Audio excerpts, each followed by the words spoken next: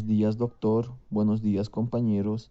En el presente video trataremos de explicar el principio de transparencia. Claudia es una joven de 24 años. Hace poco quedó huérfana de padres. Ante la ley pasa a ser la única heredera de la sucesión de bienes que dejaron sus padres. Al momento de reclamar su herencia, existe un conflicto. Resulta que no es la única heredera. Hay una persona más que dice ser familiar del padre, su hermana menor. Claudia, al enterarse del problema, decide demandar junto a su tía. Claudia demandará a Carol. El juez tiene presente la siguiente demanda contra Carol Armijo Quintana por una herencia. Claudia pedirá que se notifique a Carol que tenga conocimiento de la demanda. La parte demandante tiene que brindar información de dónde vive y dónde queda el domicilio de la demandada, para que se realice una notificación correcta. La o el oficial de diligencias se encargará de notificar a la parte demandada, que es Carol, y le entregará la notificación de forma personal, o caso contrario, se pegará la notificación en la puerta del domicilio. Este acto se realiza con testigos y algunas firmas necesarias. Para que la demandada responda, el juez tiene que disponer fecha y hora de una nueva audiencia y nuevamente se tendrá que notificar a las partes. En este caso, no es necesario que las notificaciones lleguen al domicilio de la demandada, ya que ésta cuenta con un representante legal, que es el abogado, el cual puede recibir las notificaciones en su domicilio procesal y éste dé a conocer a su defendida cómo está el proceso. En este ejemplo queremos plasmar el principio de transparencia, ya que ambas partes, tanto el demandado como el demandante, fueron notificadas correctamente, ya sea en sus domicilios o en sus domicilios procesales, para que así se realice una audiencia justa y transparente.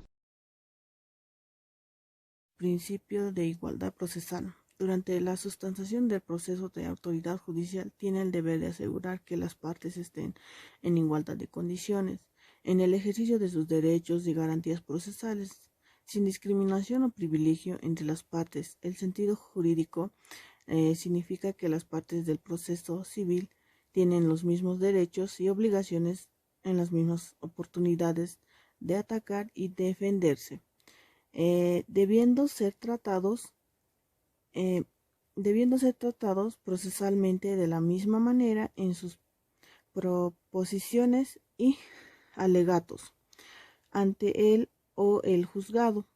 A los miembros del Tribunal de la Apelación, como nos dice en el Código Civil del artículo 119, parágrafo 1 constitucional, este principio a su vez se interrelaciona con el principio de bilateralidad o constitución, dominado también como principio. También puedo entender de que el principio de igualdad procesal es un proceso de autoridad judicial y también está en condiciones o igualdad de ejercicio de derechos y garantías procesales. La igualdad procesal nos quiere decir que todos somos iguales ante la ley. En un ejemplo, podemos decir que una situación que se presenta en los procesos, los litigantes deben tener las mismas oportunidades de actuación dentro del proceso, sin que ninguno se encuentre en desventaja. En caso, digamos, de una demanda, la parte demandante y la parte demandada van a disputar sus derechos o van a ver en conflicto algunos derechos, por lo cual es importante para las partes que tengan las mismas oportunidades, tanto al iniciar un proceso o al poner una demanda o una denuncia.